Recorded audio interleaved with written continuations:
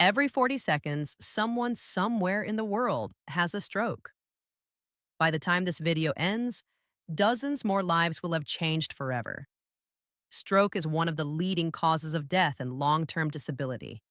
But here's what many people don't realize: your body may send warning signs hours or even days before a major stroke happens. The problem is that most people dismiss these symptoms as stress, fatigue, or simply getting older. I'm Dr. Natalie Brooks. After more than 15 years caring for patients, I've learned one important lesson. When it comes to stroke, time is brain.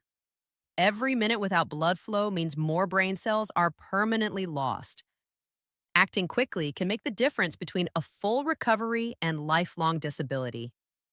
In today's video, I'll reveal the 10 warning signs you should never ignore, explain why they happen, and show you who is most at risk. Remember, about 85% of strokes are ischemic strokes, meaning a blood clot blocks blood flow to part of the brain. The good news is that many risk factors are preventable, and recognizing the warning signs early can save your life. Let's begin with warning sign number 10. The walls of the vessel have been damaged. Cholesterol and clots have been building up. The opening has been getting tighter. This is not an explosion out of nowhere. It is the last step of a long process. Along that road, your body usually sends out warning signals. The problem is nobody ever taught you how to read them. In medicine, those early warning shots are called a transient ischemic attack, or TIA for short. Transient just means temporary. It comes and it goes. Picture a corrugated artery, the main neck artery that carries blood from your heart up to your brain.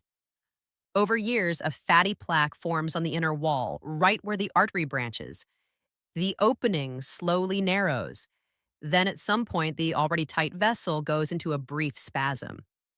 Blood flow stops for a few seconds or a few minutes, and the brain area fed by that artery basically blacks out for that short time. You see or feel a stroke symptom. Then the spasm relaxes, blood flow returns, and the symptom fades, and you think you are fine again. What research actually shows is that a transient ischemic attack very often comes right before a major ischemic stroke, typically within the next 72 hours. Those 3 days are your window where the disaster can still be prevented. Most people do not use that window because the warning episode was short, strange, and then went away. So they talk themselves out of taking it seriously. These warning episodes usually last from about half a minute to maybe 10 minutes. That is exactly why they slip through the cracks. You can be in your kitchen, in the shower, getting out of a car, and by the time you stop and think, the symptom has already passed. But each of those episodes is your brain sending a final, very clear message. I am about to be in serious trouble. I want to walk you through the 5 big red flags and explain not just what they look like, but what is actually happening inside your body each time. The first warning sign is temporary blindness in one eye. You get up, walk toward the kitchen, and suddenly one eye goes dark or foggy, like someone pulled down a black curtain over that eye or smeared the lens with gray mud. You blink a few times, maybe rub the eye, and within seconds or a minute at most, your vision comes back. So you blame it on standing up too fast or too much screen time.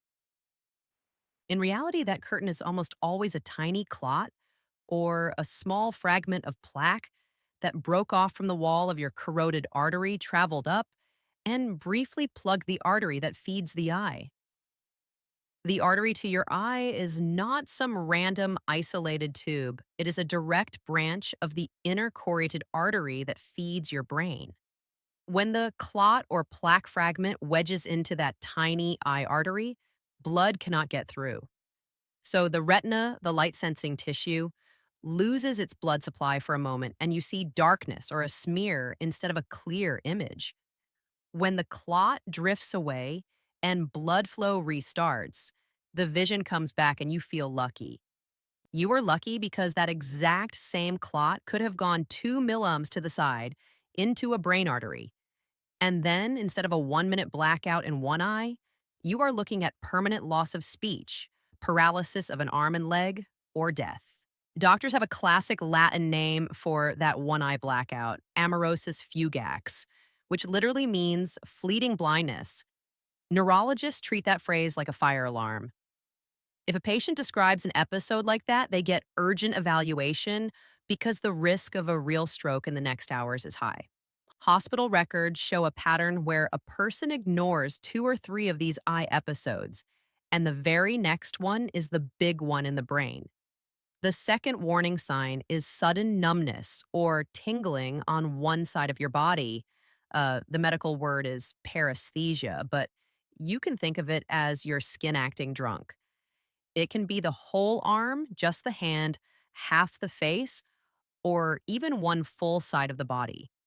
It feels like pins and needles, like cotton, or like that body part has turned into rubber. The key detail is that it comes out of nowhere while you are just sitting, walking, or talking. Lasts a few minutes, then goes away on its own. You have probably slept on your arm at some point where nerve compression causes numbness that clears up when you move. That is different there. Your brain and spinal cord are fine.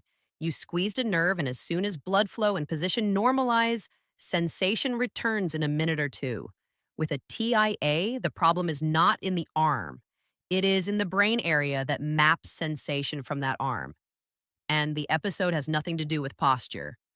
One more thing worth knowing: stroke symptoms are usually one sided because each brain hemisphere controls and feels the opposite side of your body. When both hands go numb evenly, that more often points to neck spine issues. But a sudden, one sided numbness that resolves after a few minutes is a strong reason to get checked for TIA and stroke risk. The third warning sign is a sudden loss of coordination, what people describe as a drunk walk without any alcohol. You are on a flat, familiar surface, and out of nowhere, your foot lands in the wrong place. Your leg feels weak or rubbery, or you stagger into the wall for a second, or you get hit by a sudden, strong, spinning sensation that makes you grab a chair or the door frame even though you were not spinning. You did not jerk your head, and you did not just stand up from bed. The part of your brain that keeps you balanced and coordinates smooth movement is called the cerebellum. It sits low in the back of your skull like a small extra brain. It constantly calculates where your body is in space and how hard each muscle should fire so you walk straight instead of zigzagging. The cerebellum gets its blood supply from arteries that run up through the bones of your neck into the back of your head, what doctors call the vertebra-basilar system. If blood flow in those arteries drops sharply even for a few seconds, the cerebellum essentially glitches. That is when you suddenly veer sideways, misstep, or feel violent dizziness for no obvious reason. In clinical practice, there's a pattern where people write off these episodes as bad shoes, I was tired, or must be my blood pressure, and only find out later that those were cerebellar transient attacks. Benign dizziness usually has a clear trigger: rolling over in bed, turning the head quickly, a known inner ear condition, but spontaneous, intense dizziness, plus any trouble walking straight, should be treated as a possible TIA until a doctor rules out a vascular cause. The fourth warning sign is in your speech. Before we go further, I want to be clear about something. If you occasionally cannot remember your neighbor's name, or you temporarily forget the word for toothbrush, that is not a stroke sign. That is a normal tip of the tongue moment. That happens more when you are tired or stressed. What worries neurologists is something quite different: when your speech suddenly breaks down so badly that even you feel something is seriously wrong. There are two main speech areas in most people's brains, both usually in the left hemisphere. One area, often called Broca's area, helps you form words and send clear instructions to the muscles of your tongue, lips, and jaw. When that region loses blood flow, you may understand everything people say. You know what you want to answer, but you cannot get the words out. They come out slurred, chopped, or stuck. The other area, often called Warren's area, helps you understand speech and organize your own sentences so they make sense. When that zone is in trouble, a person may speak fluently but say complete nonsense like word salad, and may not understand simple phrases directed at them. If any of those speech problems show up suddenly and then fade after a few minutes, that is classic for a TIA, not I was just tired. You cannot ignore broken speech just because it's self corrected. That is like your home alarm going off, stopping by itself, and you deciding it was probably nothing. The fifth warning sign is less obvious and surprises most people. It is a combination of certain skin changes plus new, unusually strong headaches. The skin condition is vitiligo, patches of pale or completely white skin where pigment producing cells have stopped working. Vitiligo is an autoimmune process, meaning the immune system starts attacking your own pigment cells as if they were foreign. When your immune system goes off target like that, it often does not stop at one organ. In many people, that same autoimmune process can quietly inflame the inner lining of blood vessels as well. That inner lining is called the endothelium, a microscopically thin layer of cells that coats the inside of every artery like a super smooth, non-stick surface. When the endothelium is healthy, blood components glide by and nothing really sticks. When it is damaged by inflammation, it becomes rough and scarred and things start to cling. Cholesterol, platelets, various inflammatory proteins forming the seeds of plaques and clots over time. Vitiligo alone does not doom you to a stroke. But if on top of that, you develop frequent, unusually intense headaches that do not fit your usual pattern, that combination deserves a proper vascular workup rather than a wait and see approach. Headaches in general are tricky because a lot of people blame bad vessels when the real problem is elsewhere.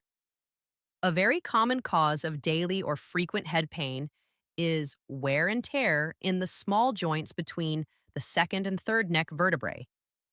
Basically, arthritis in the neck.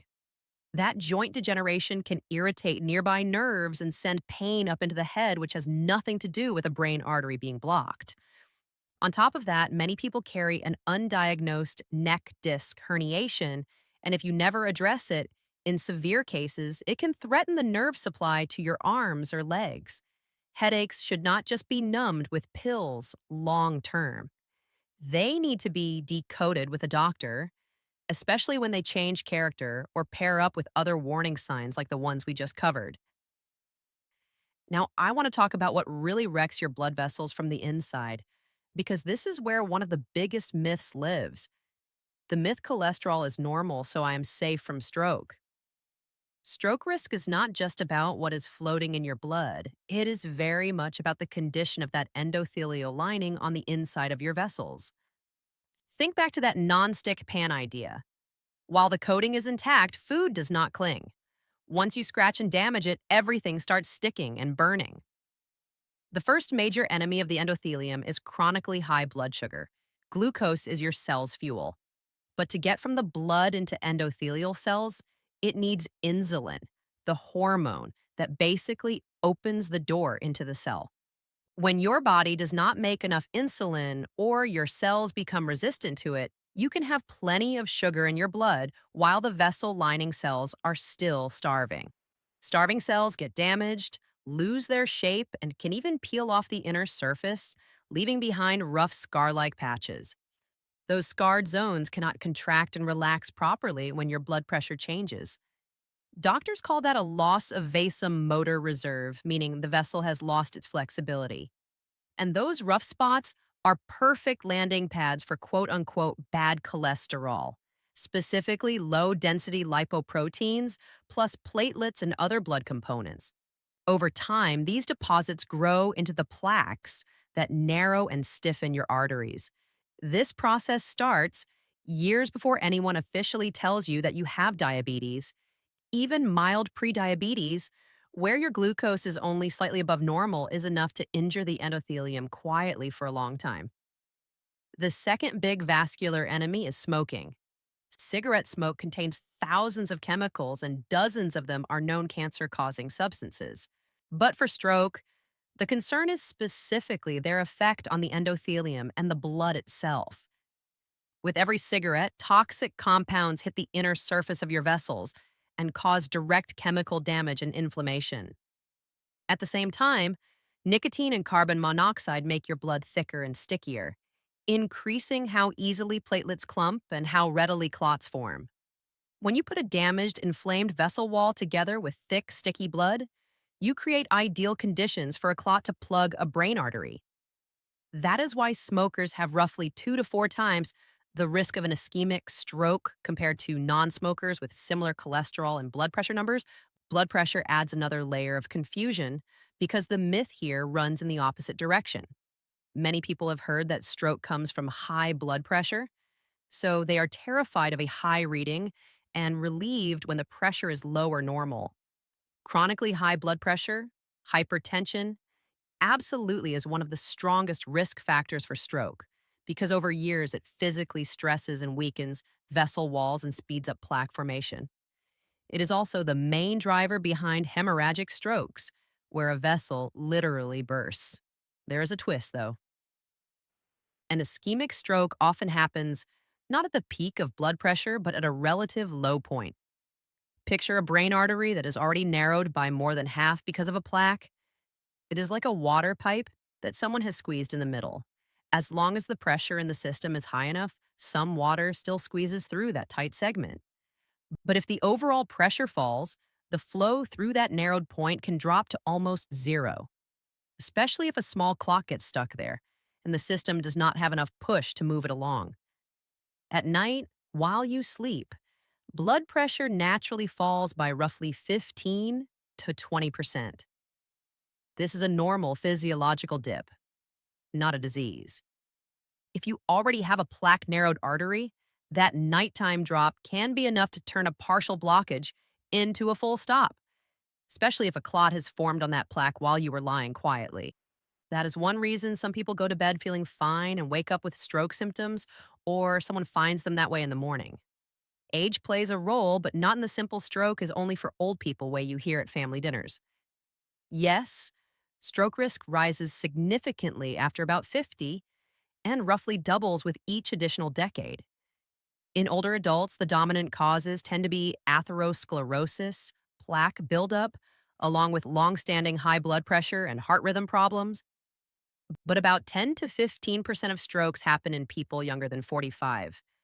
In those younger patients, the records show different drivers: congenital vessel abnormalities, bulging weak spots in vessel walls called aneurysms that can rupture, clotting disorders, autoimmune diseases, and trauma to the head or neck. Another thing worth understanding, the speed of vascular damage from the same risk factors changes with age. After about 40, plaque buildup and endothelial injury from things like smoking, high sugar, or high pressure tends to run about twice as fast as it did in your 30s. That is one reason doctors get more direct about risk factor control as patients move through their 40s and 50s. So let me ask you something. How old are you right now? Your age changes how quickly your vessels respond to the same risk factors and shifts which causes of stroke are more likely in your specific situation. That really matters for what you and your doctor should be paying attention to. Now, the most practical part. What do you do if you have already had even one of those 5 warning episodes, even if it felt small and vanished in under 10 minutes? You have roughly 72 hours where a lot can still be done to prevent a full blown stroke. The goal is not to panic, but also not to waste that window. Stroke specialists often point out how important it is not to be completely alone after a suspected transient attack. This is worth planning ahead with your family and your doctor, especially if you live by yourself. If another more serious episode happens and you suddenly cannot speak or move, you need another person who can see it, call emergency services, and get to you quickly. Many people find it helpful to tell a close person what happened and make sure someone can reach them easily over the next couple of days. That is a reasonable thing to bring up with your healthcare provider. Stroke guidelines also advise against driving yourself after a possible TIA.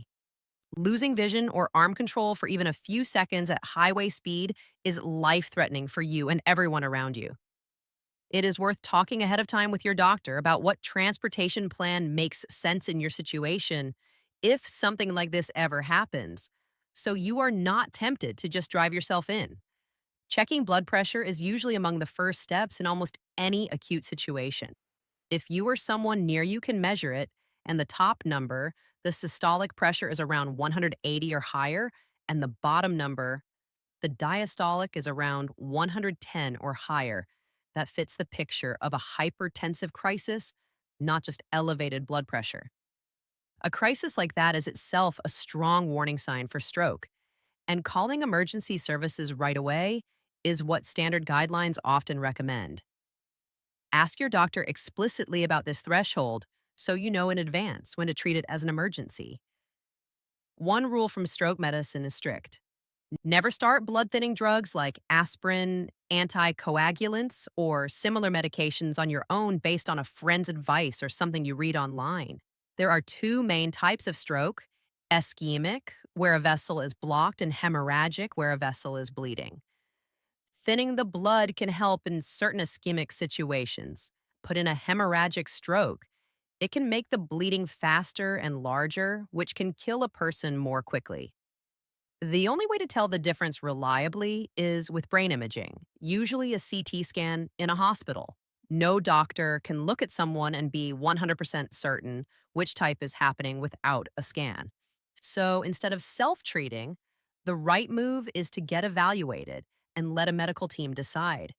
You can absolutely ask your doctor in advance how they would want you to act if you ever suspect a stroke. While waiting for help or on the way to care, body position matters. Lying down is generally better than sitting bolt upright because it helps blood flow to the brain.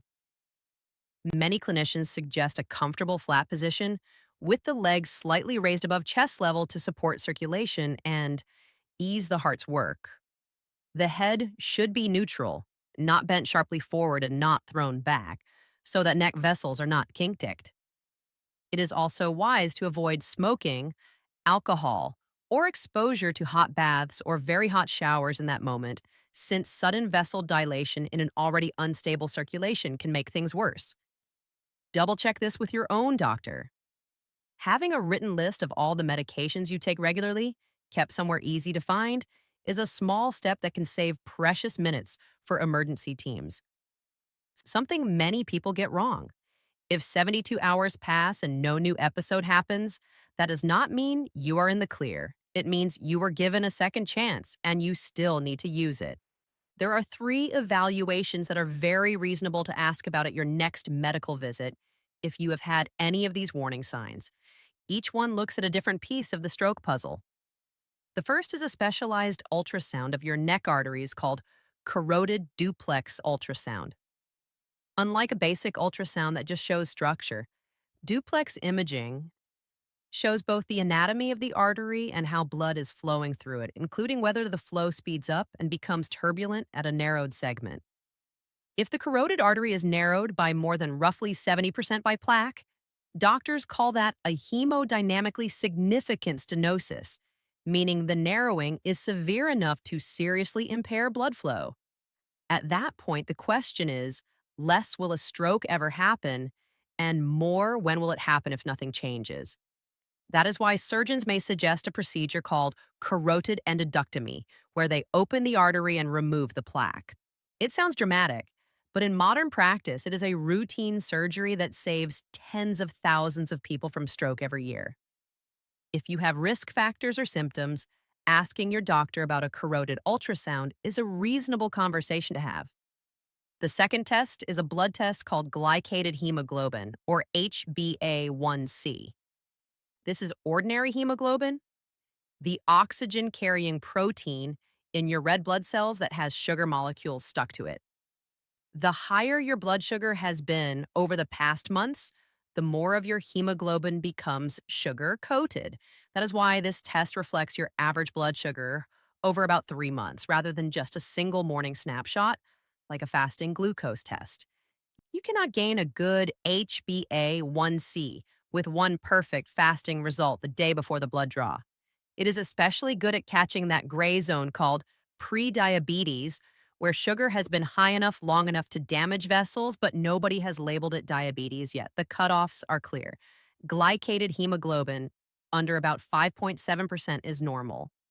5.7 to 6.4% is prediabetes, and 6.5% or higher typically fits diabetes. If you have never had this test or it has been years, that is an easy thing to bring up with your doctor, especially if you have any stroke risk factors. The third investigation is Holter monitoring of the ECG. In plain terms, a 24-hour heart rhythm recording instead of a 10 or 20-second electrocardiogram in the clinic. You wear a small device for a full day while you go about your normal routine. The reason is straightforward. Some dangerous heart rhythm problems come and go. They might show up once or twice a day for a few seconds and be completely missed by a short snapshot ECG. The biggest rhythm culprit for stroke is atrial fibrillation, or AIB. In atrial fib, the upper chambers of the heart, the atria, stop beating in a steady, organized way and instead quiver chaotically, sometimes at rates of 300 to 400 contractions per minute. When that happens, blood does not empty smoothly from the atria. It churns and swirls instead of flowing. And in that swirling blood, clots form very easily. Those clots can shoot out of the heart, travel up to the brain, and lodge in an artery. That is called a cardioembolic stroke, and it tends to be severe. Many people with atrial fibrillation do not feel dramatic symptoms. At most, they notice occasional skipped beats, brief flutters, or they blame it on stress or caffeine. Holter monitoring is what catches these hidden episodes. If a fib is found, there are well studied medications called anticoagulants, blood thinners, that, when prescribed and monitored correctly, can cut the stroke risk in this condition by roughly 60 to 70%. That is not an inevitable outcome. That is a risk you and your cardiologist can actively work on. Stepping back, stroke is not a lightning bolt from a clear sky.